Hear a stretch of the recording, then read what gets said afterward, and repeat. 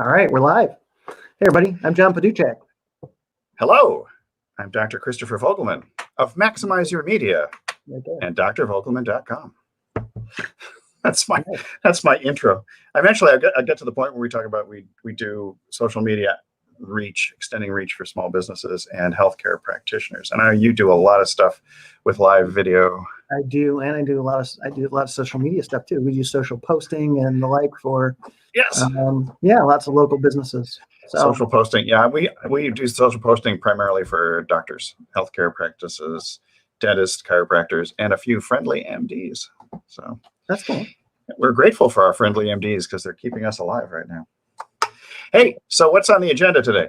Hey, so that's what we're going to talk about. We're going to talk about keeping up a good social media presence. And why is that important?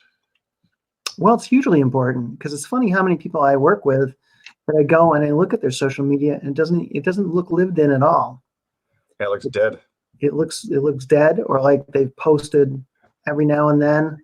Or the tumbleweeds are rolling through 6 days or something for the last 20 years.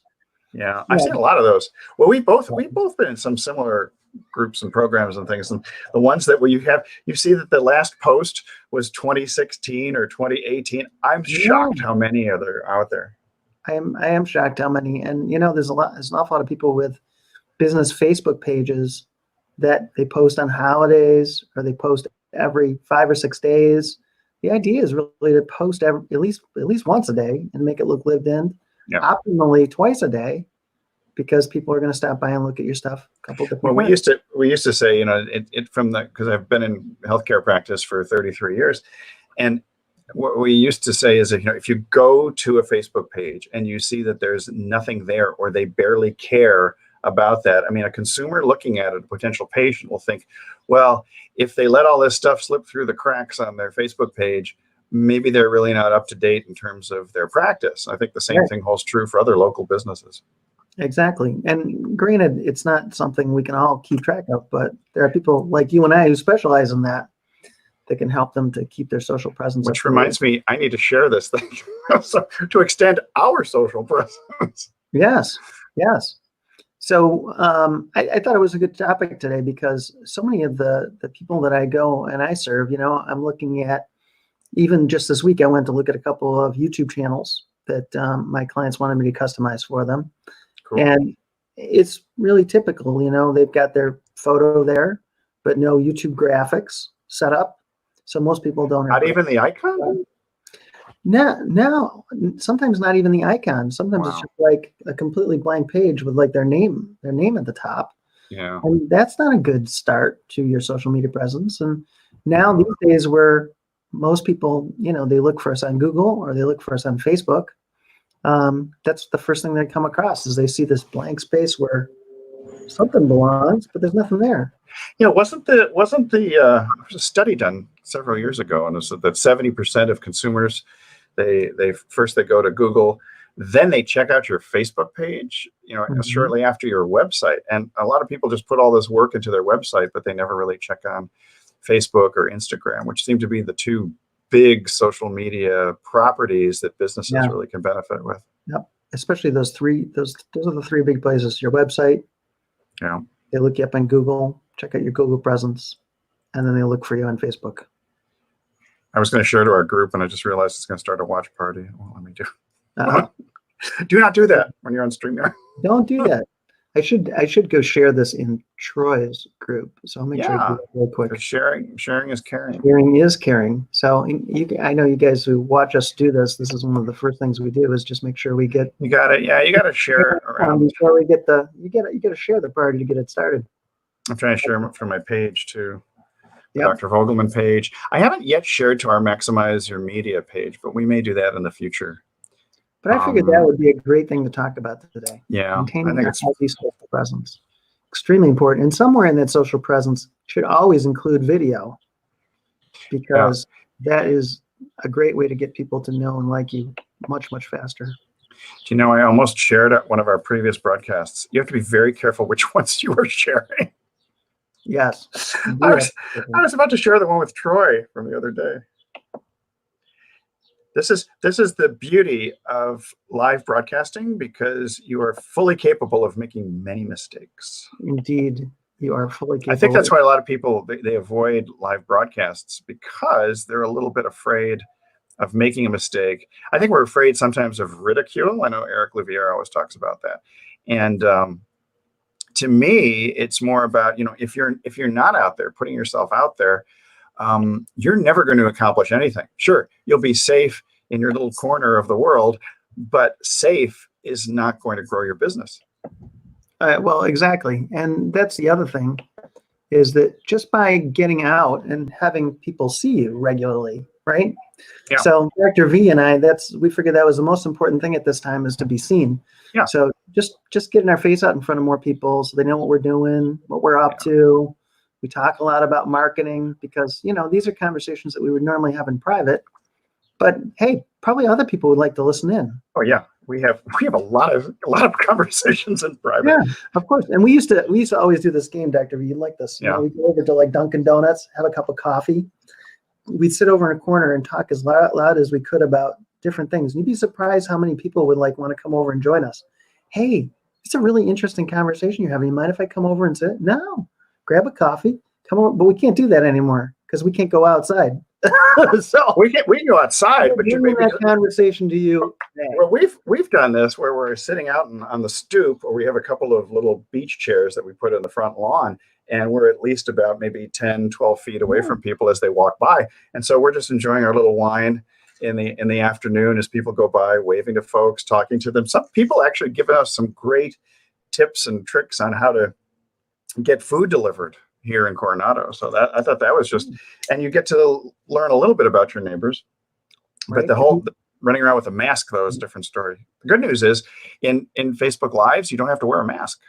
No. And I was going to say, the other thing that's nice about this is not only this way are people seeing you, but social media is also a great way to communicate with one another through Messenger, by commenting on people's YouTube videos that you like and you want to reconnect with, by going in and sending them messages to connect. Great time to connect by Zoom or, other ways right now. It makes me wonder sometimes, what is the stock in Zoom right now? I mean, it must be just it must flying to the roof as high as possibly imaginable. I think they've done super well because of this.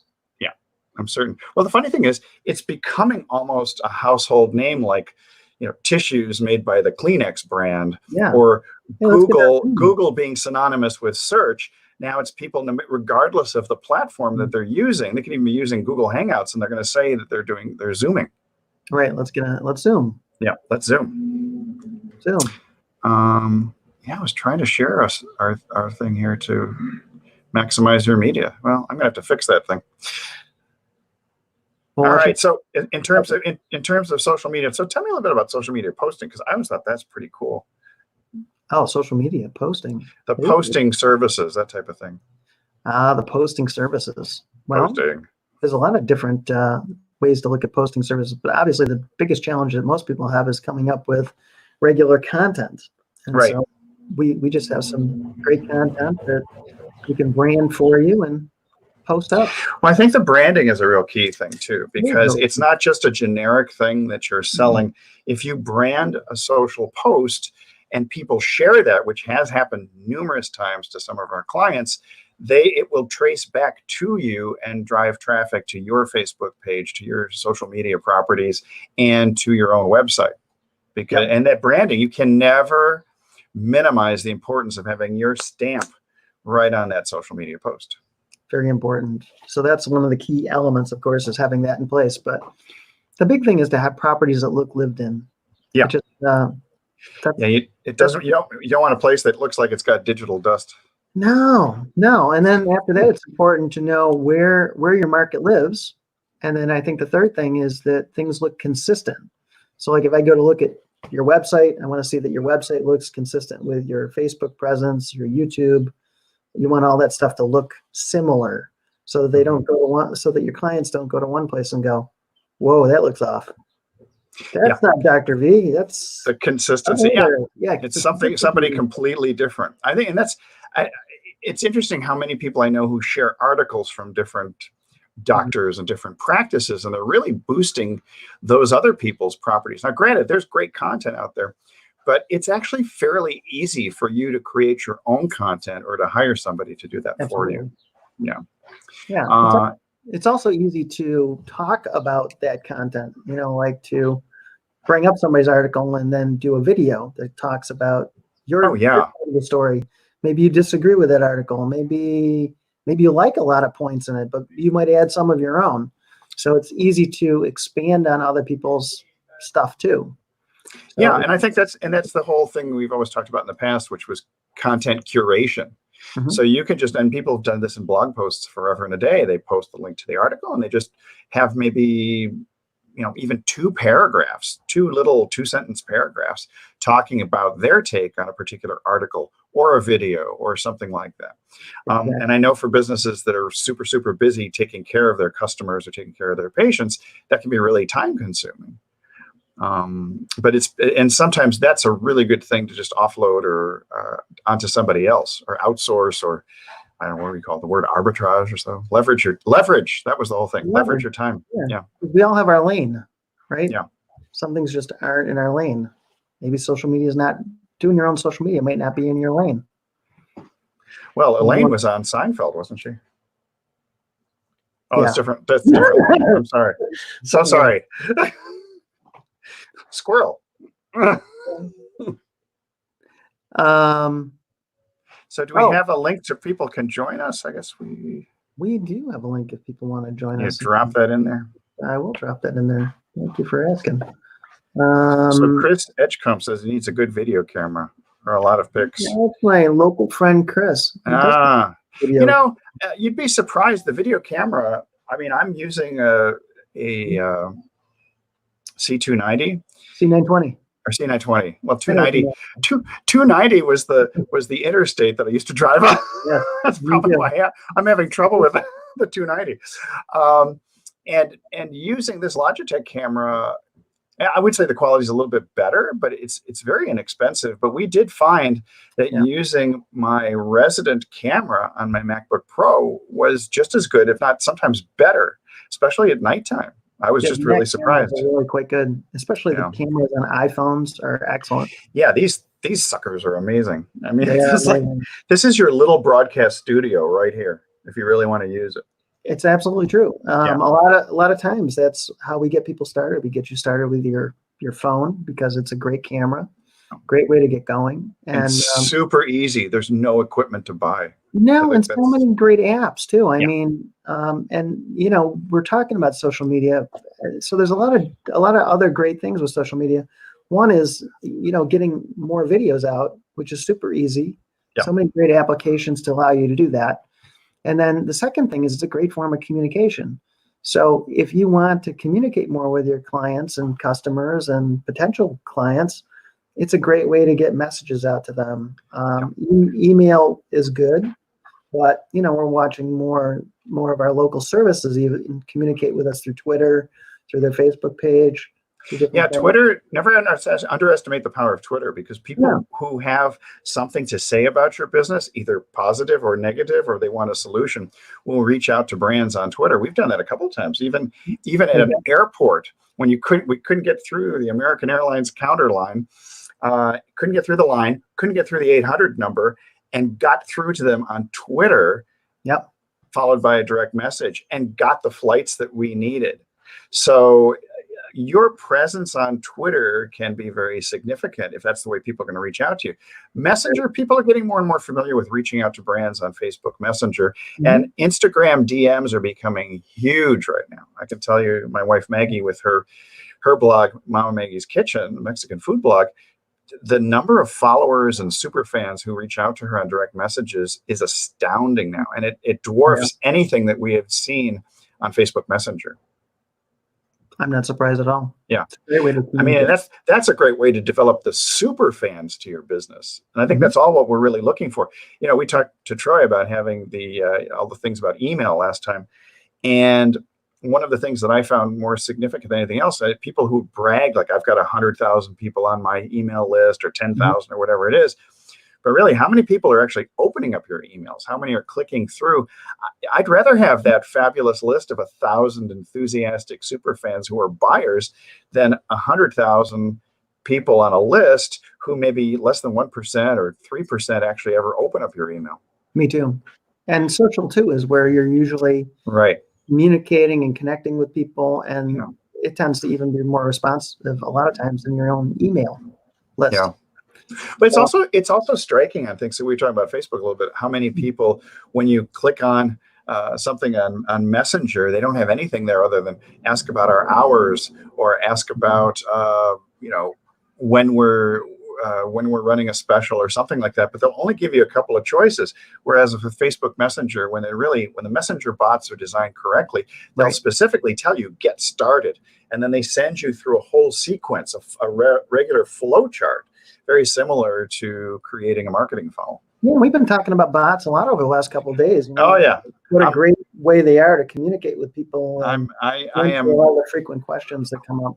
Yeah, in fact, I'm in the midst of creating some new bot flows, so that should be a lot of fun. Yeah, and it's making them more conversational. That's the key. Using your emoticons and using colloquial language. Like, are you ready to proceed? Instead of just saying yes, you may say like, heck yeah, something like that. Yeah. And that just requires getting yourself in the mindset, in the mind and the perception of your potential customer as they are coming through. If somebody were just sitting there asking you a question, how would you respond naturally, not sending them through some sort of a robotic type of experience? So yeah, you want to be as natural as possible. I think that most people screw up with those things. And it's the same thing in terms of copywriting, in terms of writing emails. Are you going to write something natural the way you are, your little quirks, and I'm full of those. Exactly. So I'll put that kind of bad puns, all kinds of things in there, because that's just the way that I operate. And if you try to farm that out to somebody else to do copywriting for you, it's going to be really challenging to find somebody who can speak in your particular voice. Yeah, matching your tone in your personal brand, because you have your personal brand and your business brand. And hopefully you're doing something through social media, through your Facebook, your Instagram, and other properties to propel both you as a personality as well as the qualities and values of your particular business.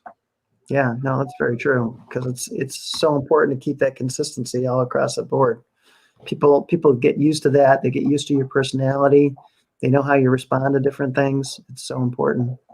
Well, and it's the same thing of having your website, the look and feel of your website, the logo, the colors transferred over to, say, your Instagram posts and your Facebook. I mean, the worst thing in the world is to see multiple different banners on somebody's, Facebook pages that have nothing to do with what their website is.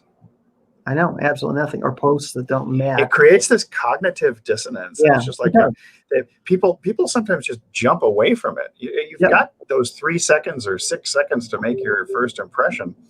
And it's amazing how many people will just jump away from something if they feel that lack of consistency. Yeah, they just go, whoa, that doesn't look right at all. Did you find something that didn't look right?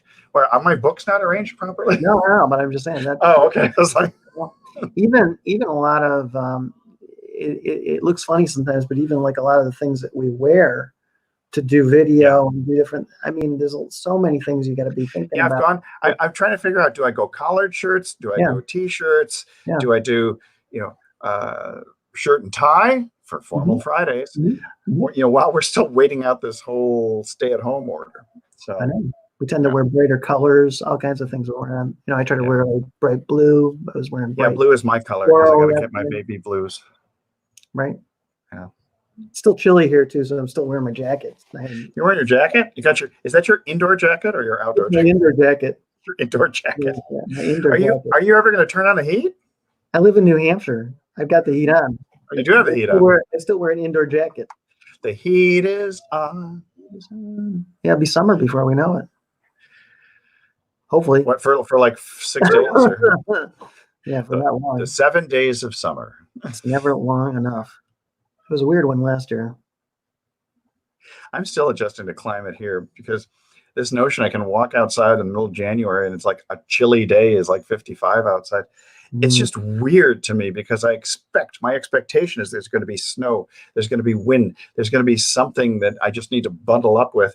And I'm running around in a short sleeve shirt. I've been here for 5.5 years and I'm still not used to it, but I am getting weak. I'm becoming soft so that if it's breezy and 61, I'm beginning to say that it's freaking freezing outside. So my temperature range, I used to live, when I lived in St. Louis, it was from -15 all the way up to like 110. Yeah. And now I live in like a 15-degree temperature range at this point. I know. So the consistency stuff is important in a lot of ways. It is beyond weather. Beyond weather. Yeah. Beyond weather. Because that changes a lot. I mean, we've had like weird weather here.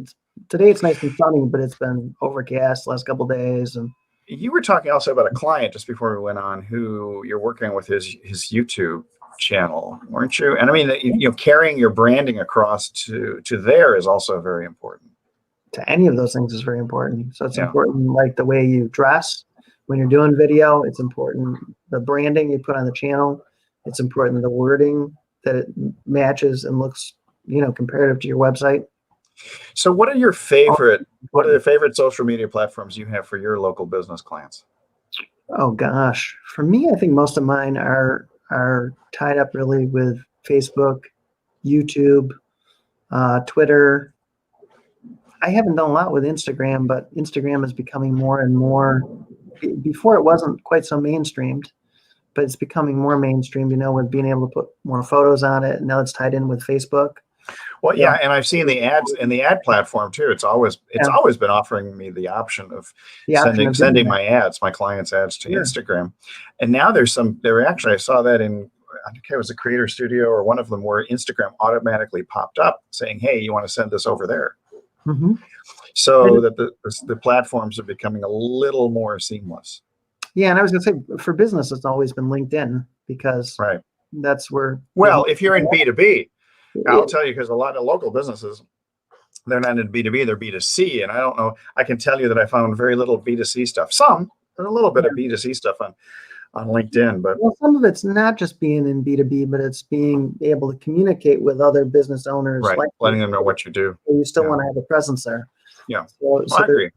Yeah, so I mean, there is that side, even if you aren't necessarily doing business with other businesses.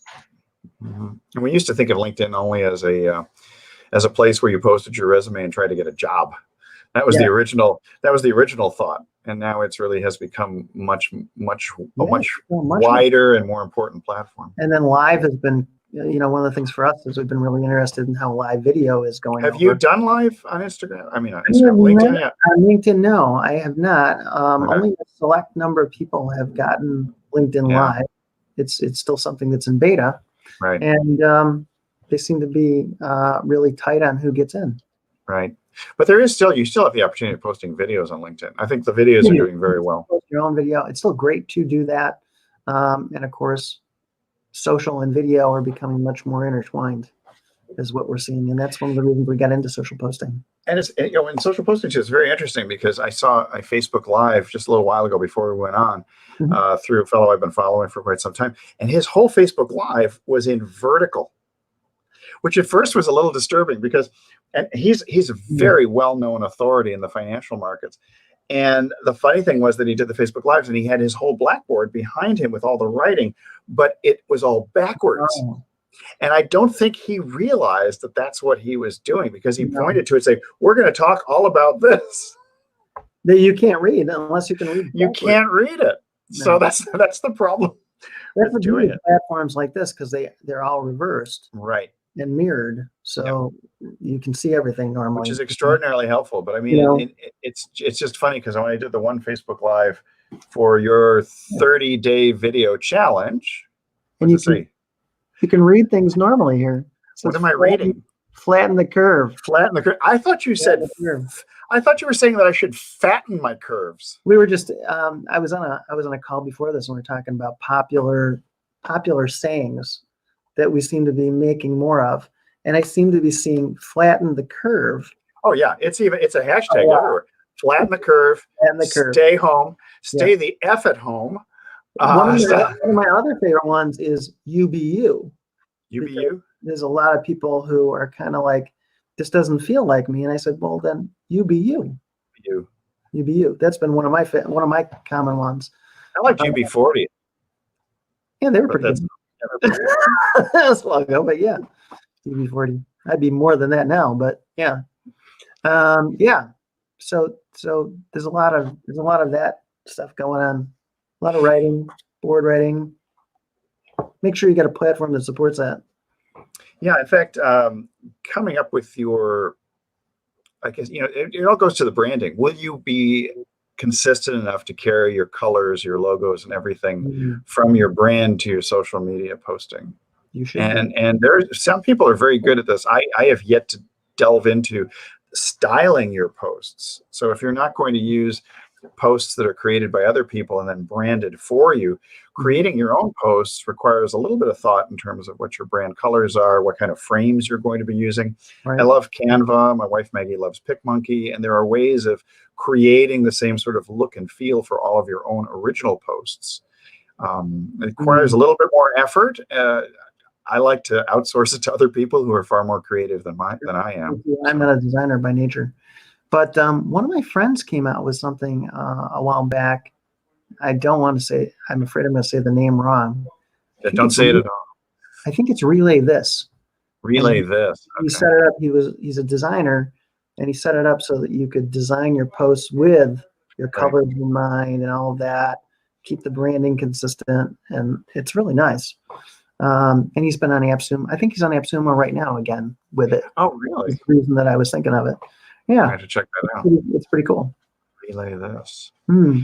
That's very interesting. I took a course recently on Instagram a couple months ago. It was very interesting to see how you look at the 9 squares that appear in sort of your regular block as you're scrolling, as they're scrolling through somebody's actual profile. And just how that pattern of 9 will be from people's faces to maybe your quotes to other things like that. How creating that sort of a pattern can create a much more interesting feed for people, providing that they are following you. Exactly. Yep, absolutely. And I was going to say, we got a couple of people watching. If anybody wants to pop in, I've posted the link over here. Pop in. We'd love to have you come and ask us questions about, social media. If there's things that you'd like to know, feel free. Happy to have you hop in with us for a couple of minutes. Let's get social while we're getting live. Yeah, because we don't mind doing that. We've had some great conversations with people popping in. We have, and you just never know who's going to jump in on us. Yeah, it's quite a bit of serendipity, as opposed to zippity doodah, which is a little different. Sometimes we get a little of that too. Yeah, we do. My sister at the beach yesterday was a little bit of my sister at the beach. That was hilarious. I mean, I have to repeat myself. I find her incredibly courageous because and persistent. She tried, I think, 5 times to get on. She finally did get her audio right. She got her audio right, and then the camera, it looked like she dropped her phone. Yeah, I don't know what happened. Something weird happened there, but anyways, it was good. It was great, but she for the longest time didn't have any sound. Perseverance is big.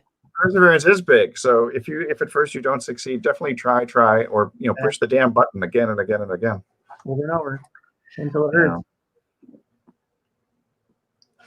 Something like that. There's nobody out there.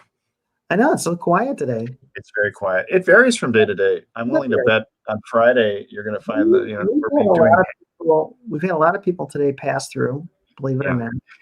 Did they tell you that they're just passing through? No, but I can see by the number of people watching it goes along. Yeah. You can't see that on your side, but I can see. I can't see it. That's why I'm wearing my glasses. And oftentimes I'll say, hey, if anybody's here to pop in, because I can see how many are watching. Like now we've got a little bit of an uptick again. Good. Hey, so have we decided on a time for this? Yeah, I think we go with at least the Monday through Friday thing. I think we're going to go with 5 o'clock. Okay, 5 o'clock Eastern. It seems to be working. 2 Pacific. 2 Pacific. And 4 Central. 4 Central. Because you folks in Texas 3 sometimes cut out a little early because you kind of were on the East Coast. Yeah, the mountain folks. I haven't seen too many mountain folks here. Oh no, wait. Troy's mountain, isn't he? Troy is no, your time. Oh, he's our time. Okay. Yeah, he's in Utah. Oh, Utah. Well, no, Utah's mountain. Is it mountain? Yeah, Arizona is now, I think, on Pacific time. I Arizona know. is funny. I They never get change time. so confused because Utah, Arizona never changes their time zone. Utah's on. I'm still confused after 5.5 years on Pacific You live time. in one of those places, and I've insulted you because I'm not sure what time it is there. I'm so sorry. I know to subtract 3, or no, sorry, add 3. Whenever you say Eastern, I subtract 3. So Right. that's right. We did. When you say late night for you is 10, that translates to 7 p.m. for me, and I'm just 7 p.m. finishing dinner, which is why this is probably better. But weekends we can be a lot more flexible in terms of our scheduling. Yeah, it's much easier. It definitely pays to have a consistent time. Because people know where to find you, when to find you, etc. And the same is true for your social posting. It pays to have a consistent time. Same thing, and it's funny how social posting, I found with some clients, it varies a bit. You think that you're going to do like 9, noon, 3, 5, 7, whatever it turns out to be. Because for some of our clients, you were doing 4 times a day. Yeah. But it's funny because I thought that one of my doctor clients, I'm doing the 9 o'clock all the time, only to find out and look in the analytics, most of his people are there at 10. And so I had to change it to 10 so that he had greater reach for some of his patients. Right. And I didn't realize that. Or sometimes if he had a lot of retirees and they were tuning in at 4 o'clock instead of 3 o'clock because maybe they were watching their soap operas or game shows. I have no idea. Yeah. But it's interesting. You recognize that when you start doing things by the numbers, you'll be surprised that your instinctive or your intuitive feel for when people will be there is only based on your own personal prejudices and preconceptions. That's exactly true. It's just, and will surprise you. At the end of the day, testing it doesn't hurt either, just to kind of get a good overview of what's working and not working. Test, and retest. We've done that with ads all the time. Yeah. When you have great ad copy and you don't know what's happening or so, and the ad's just not pulling. And it turns out the only difference was the image that you used. Or the headline. Or the headline. Same image, different headline. But you don't need to scrap the entire thing. You just need to tweak it. And the same thing with the social posts. You may find out some posts work better than others. I was shocked to see how some animated posts did not do as well as the static posts for a couple of our clients. Yeah. And you would think a 15-second animated or 10-second animated would attract people more. Right. I'm almost wondering if it disturbed them. Maybe they're not used to it. So I think they're just not used to it. Certain things work for certain people too. So that's the only thing you can do is just test it out and see what happens. Testing. When you're involved in digital marketing and digital media and live production or video production in and of itself, it's a constant and never-ending experiment. Because just when you think you've got it right, you've got it perfected, there's a change in the algorithm, there's a change in people's viewing habits, there's a change in the economy when suddenly people are stuck at home. And you have to be able to pivot. You have to either be able to adapt or die. And I don't want to be that harsh. It's a giant experiment. We live in it. We live in an aquarium. Amazing. There's a lot of people who have the attention span of a goldfish, so you got to get them in under 6 seconds. That's perfect. Yeah, exactly. So, anyways, if anybody still wants to hop in, we posted the link over there. We've got the link, and if you don't want to hop in, that's okay. Hop out. No. Hop out. Yeah, exactly. And well, on that note, I think we went through the different things with social media and keeping active and the importance of that. Yeah, I'm still experimenting with TikTok, which is something you would think that it's only for youngsters and teens and tweens and stuff. It's the Wild West over there, and I'm still trying to figure out. And by the way, if anybody sets themselves up as an authority or a guru in TikTok, do not believe them because it's just not true. Now, the only thing I can tell you is that there are certain hashtags that are popular and people like to emulate certain dances and things like that. But you do not have to dance to be on that platform any more than you have to do that to create Instagram stories.